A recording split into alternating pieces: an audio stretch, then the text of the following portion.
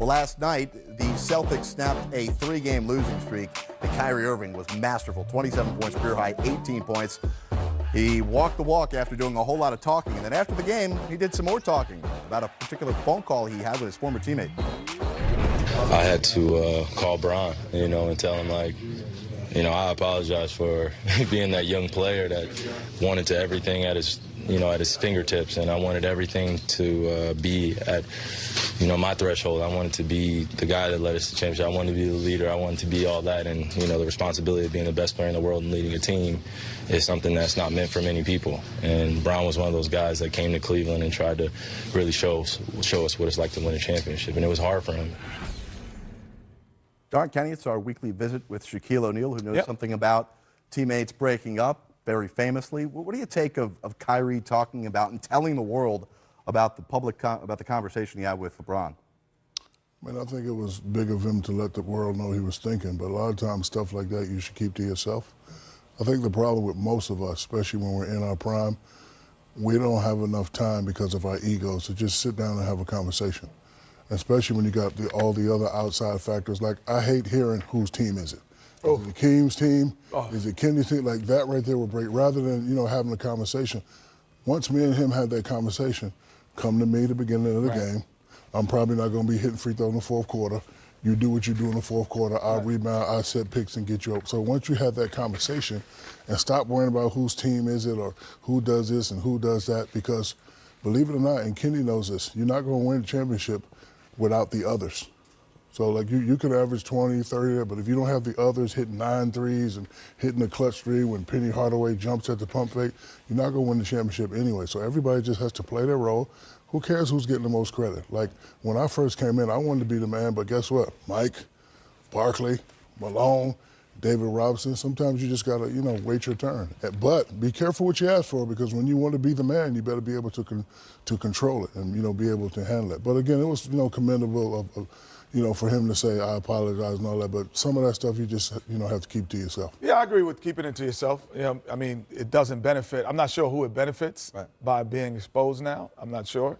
But being an other, so to speak, you respect the guy when he's not trying to be the guy. Right.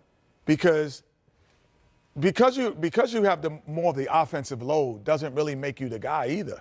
Because you get 30 doesn't really make you the guy.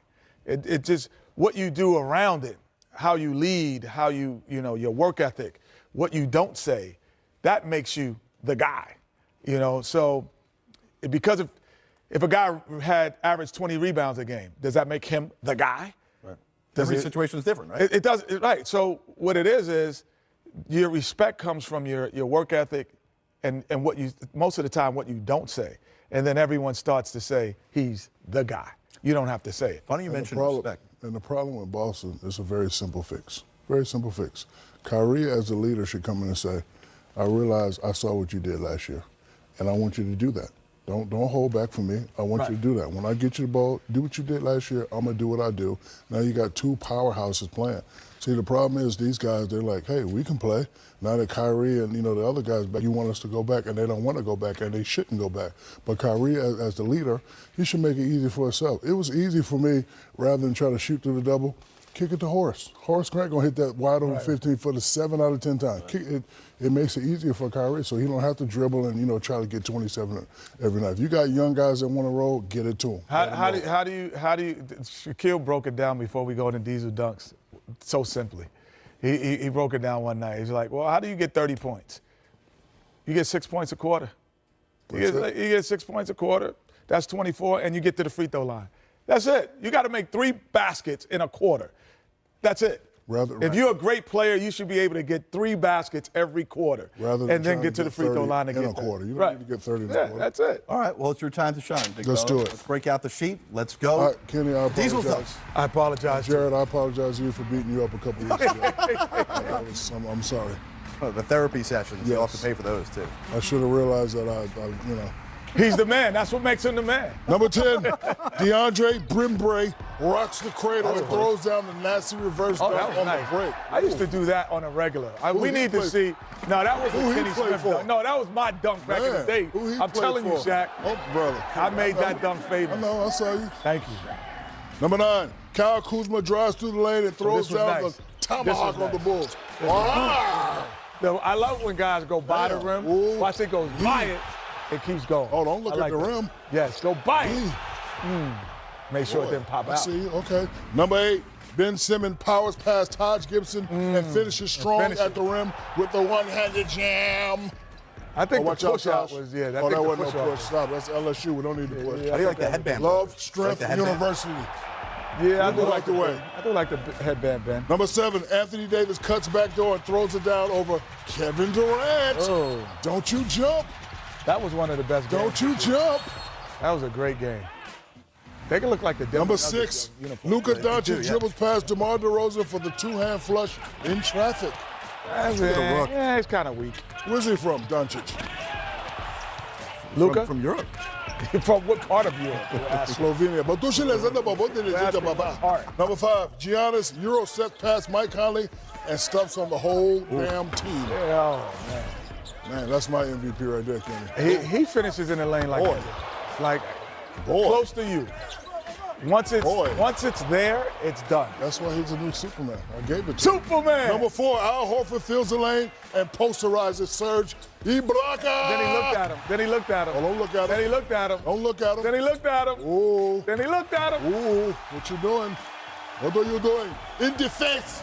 Indeed. Number 3, James Johnson drives the lane and throws down the And number 1, Jermichael Green pump fakes, drives, and baptizes Ersan Ilyasova, then stares at the body. Okay. Ilyasova. Close. Baptism. Ilyasova. Oh. Savo.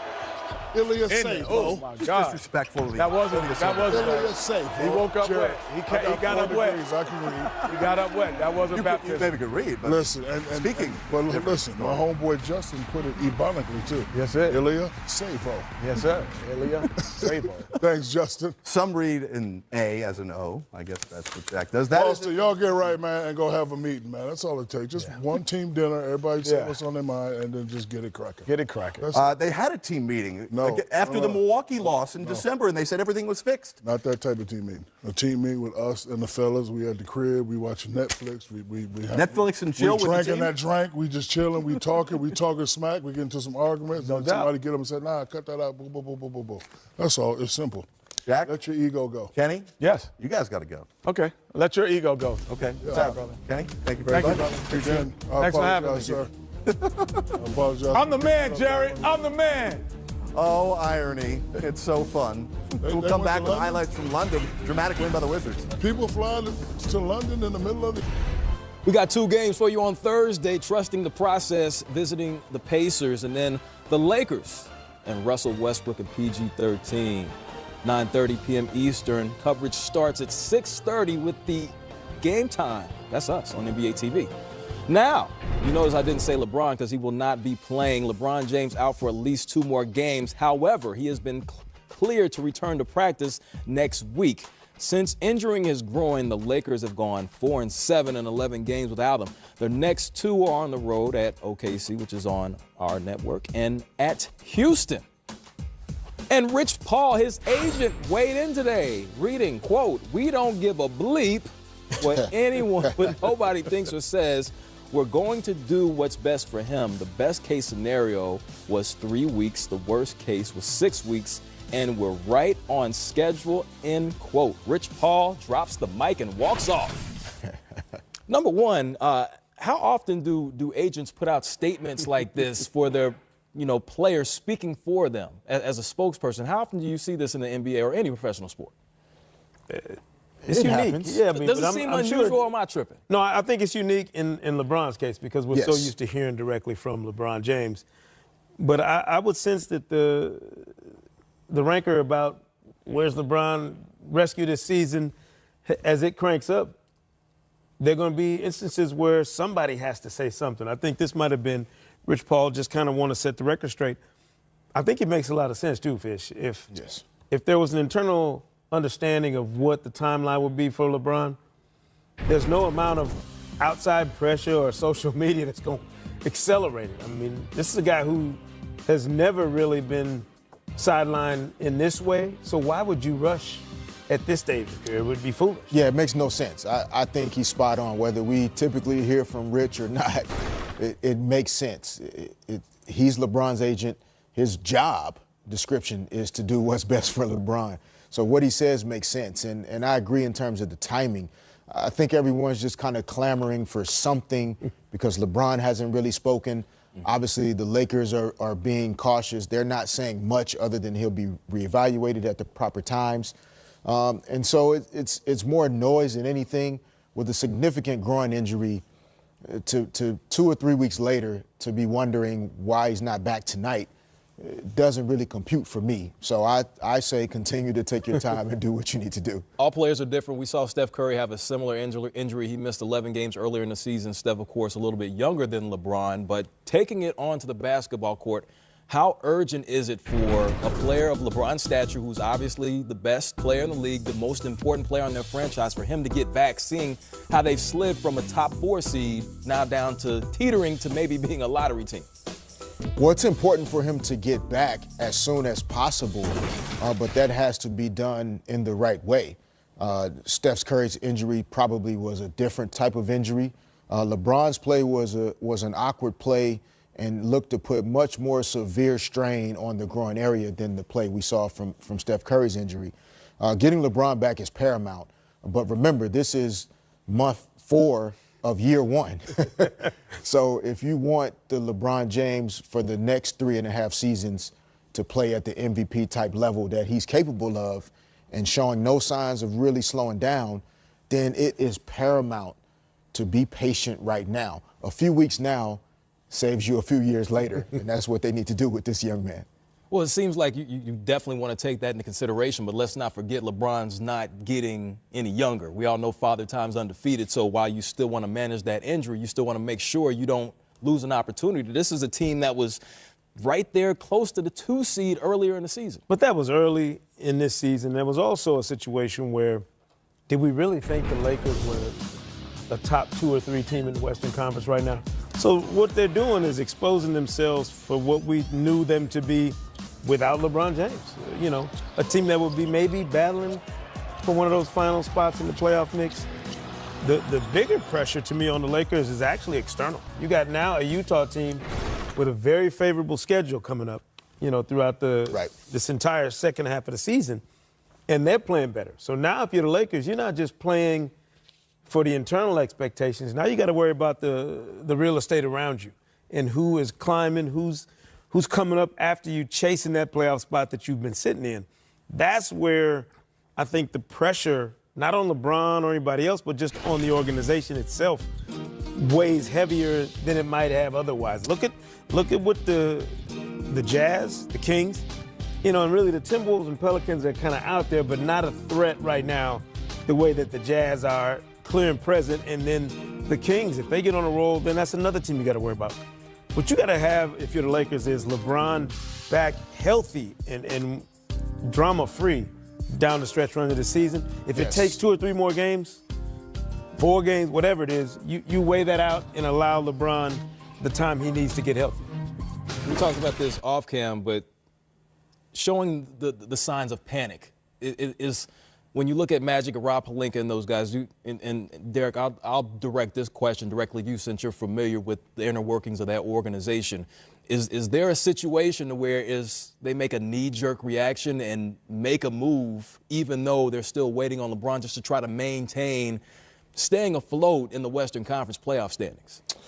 I don't get the sense that that's what the feelings are. I think the thoughts lead more towards the future than right now.